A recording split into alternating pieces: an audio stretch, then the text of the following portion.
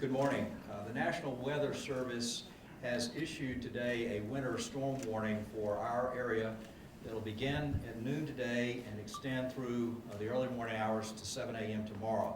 We are at this time urging everyone to use extreme caution as you carry on your activities through the rest of the day and into the evening. The city and its partner agencies have taken several actions to prepare for this upcoming storm.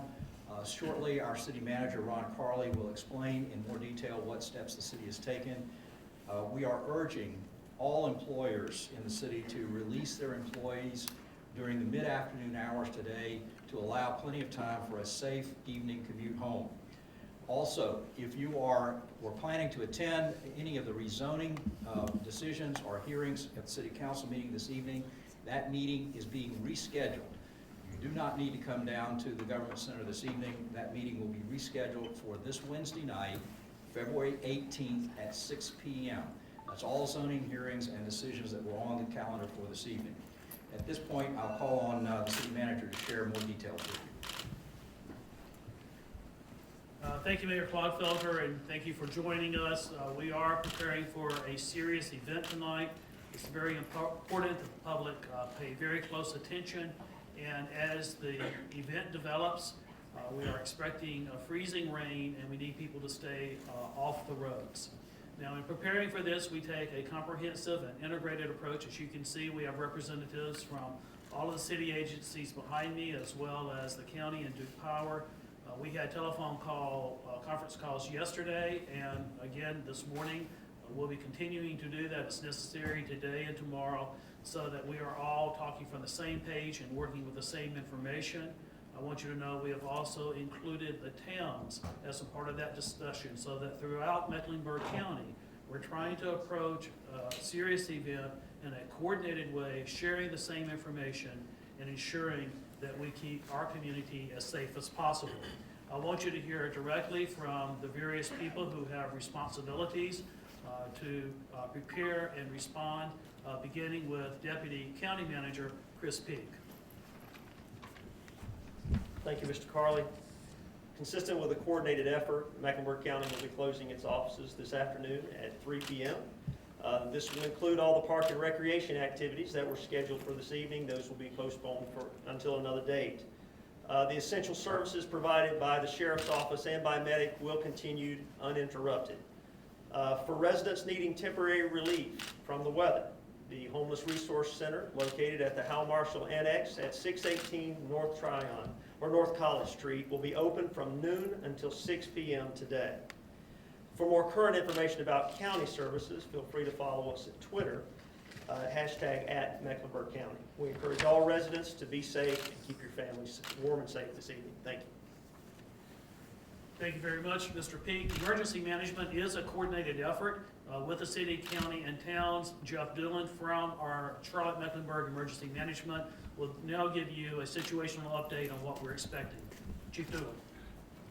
Thank you, sir. We're looking at the snowfall to start this afternoon, switching over to sleet, and then turn to freezing rain tonight through early morning tomorrow. This will create some hazardous conditions on the roads, as well as ice forming on power lines and tree limbs. We're asking everybody that once you get home, please stay home tonight. Be careful with any kind of heating sources that you're using. Also, make sure you don't use any kind of generators inside your structures. Those do produce carbon monoxide. If you do lose power, make sure that you don't use any open flames, and also be aware of your surroundings and stay informed about what's going on around you. We will be doing following briefings throughout the day today as we get more information from the National Weather Service, and we have coordinated with State Highway Patrol and North Carolina Office of Emergency Management on any kind of stranded motorists that we might have on our interstates to support and take care of them. Thank you. Chief Doolittle, department representative here. Fire department is ramping up with additional staffing to handle any increased work that they will have throughout the evening as well. Next, I'd like to bring forward Tim Gauss from Duke Energy. Because this is an icing event, we are at risk of having power disruptions. Mr. Gauss. Good morning. Duke Energy is ramping up its resources in preparation for what we consider to be a significant outage situation in this region.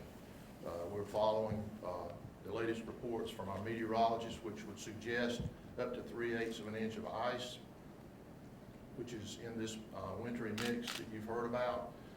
I would ask that as you travel, if you need to travel, that you be aware of our crews and work zones that are out attempting to reestablish services over the next day or so. We do expect significant outages, and in preparation for that, we are dispatching crews from out of state into our region to offer support to us as we set up staging areas. Remember this number, 1-800-POWER-ON if your power goes off. Thank you.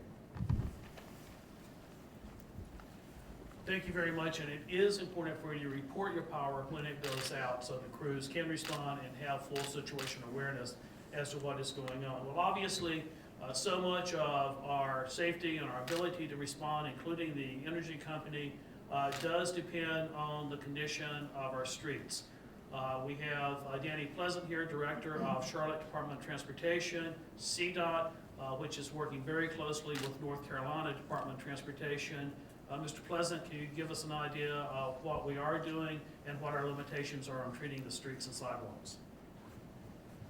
Thank you, Mr. Carley, and good morning, everyone. We have now completed pre-treatment of all city arterials and major streets, bridges, structures, emergency areas such as hospital entrances, police and fire stations. As well, we will begin what we call Condition B as soon as precipitation starts, and Condition B means that we will have 32 trucks rolled out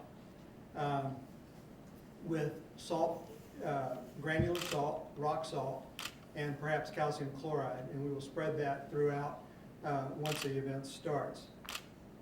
We expect pavement temperatures to hover in the 31 to 32 degree range, just right on the precipice of freezing, so we're going to be prepared in case that happens. We will have emergency trucks out there on call as conditions change and there's a need for slag and salt to be spread in various places.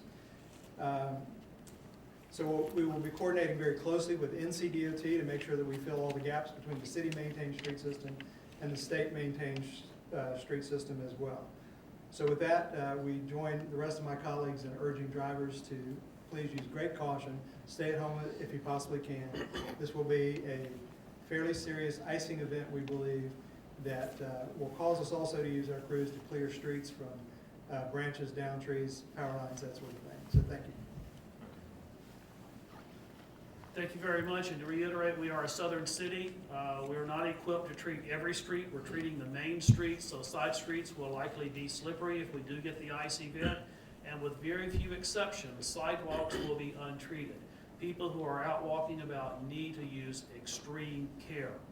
Now, of course, a lot of us do depend on transit, and we have to walk to transit. This is why we try to message safety around sidewalks particularly. We have Chief Operating Planning Officer Larry Kopp here from CATS to update you on what our transit plans are. Thank you, Mr. Carley. The Charlotte Area Transit System will continue to run its regular service today as long as conditions allow. If there are impacts to service, detours, and other service disruptions will be communicated via the CATS website, also via social media, and you can call the 704-336-RIDE, CATS information number for information. We will be running an early round of expresses for our express riders at 3:30 from the Transportation Center, and this is to accommodate the employees who are released early today. In addition, our train service, we will begin our rush hour frequency at 2 o'clock today to accommodate that early release of employees. We will also run our trains throughout the night in an effort to keep the Canton area clear of ice, and we will assess conditions through the night and make a determination as to what we will be operating tomorrow. We hope to be able to run regular service, but we will make that announcement when we know what the conditions are like. Thank you, sir. Next, we have the Director of our Solid Waste Services, Victoria Johnson. We expect some disruptions, and she'll explain what accommodations are being made on solid waste. Ms. Johnson. Thank you, Mr. Carley. In anticipation of the weather event that we're expecting, we will not be servicing yard waste this week in order to make sure that collect garbage and recycling off the streets. So today, we have switched our yard waste crews over to assist our garbage and recycling crews. We do expect to pick up bulk items today. We are unsure about tomorrow because we would have to wait to see what that event holds. We expect tomorrow to service with a delayed in service, so please roll your cans out for tomorrow's service, and hopefully, given if the weather clears up and the streets clear, we will be able to provide service. It will just be at a later date.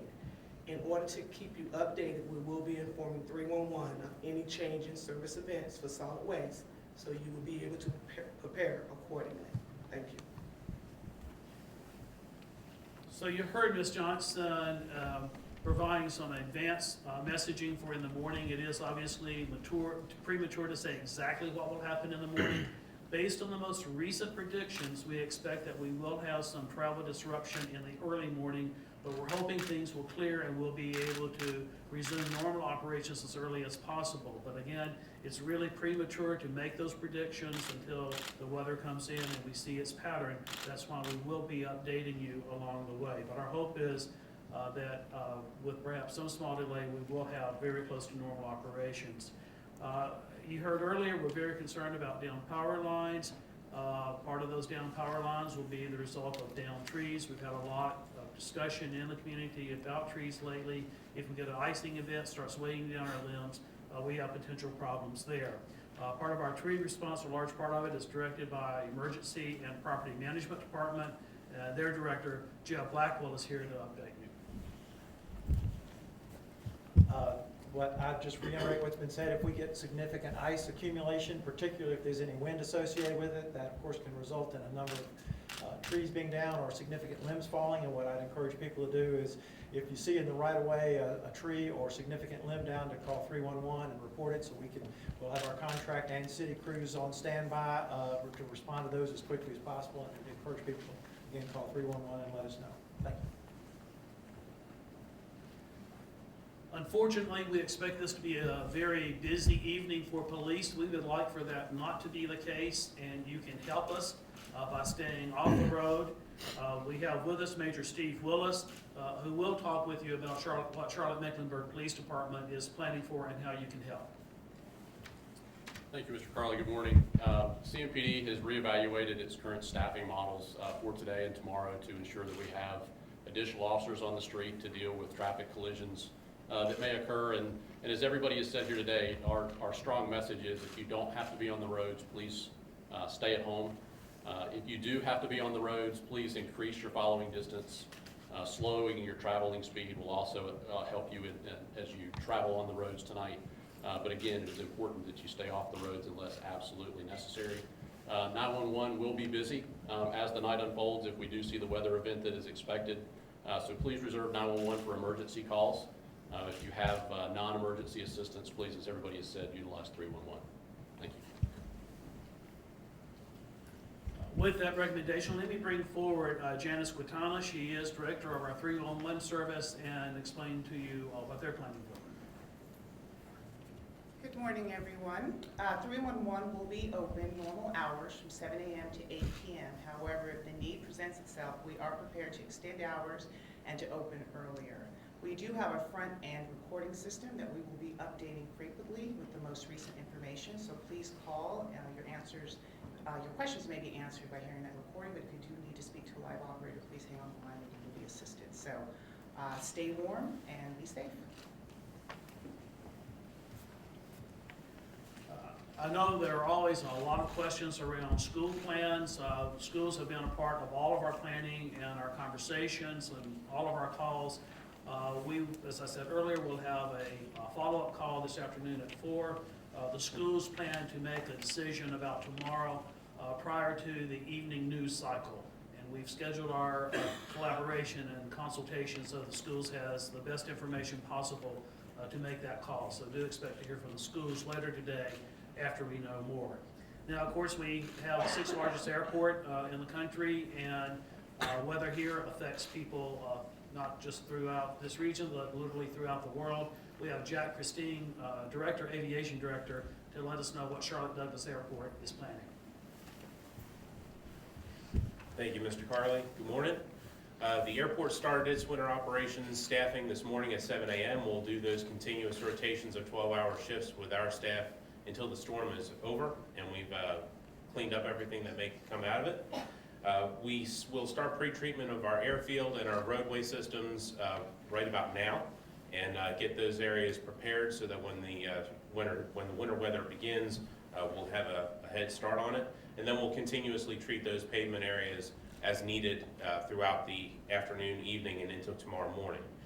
The airlines obviously are very weather dependent, so we would urge anybody who is going to be traveling in the next 48 hours to keep track of their flight itineraries through their airlines, either by phone or through their websites.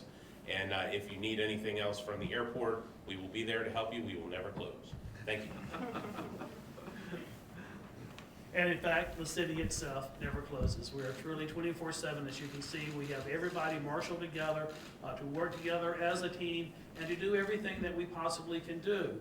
But I will never stand before you in a major weather event and say that we're fully prepared and that we can handle anything that Mother Nature throws at us. We cannot do that. We need the help of the public. We appreciate the employers who are working with us now.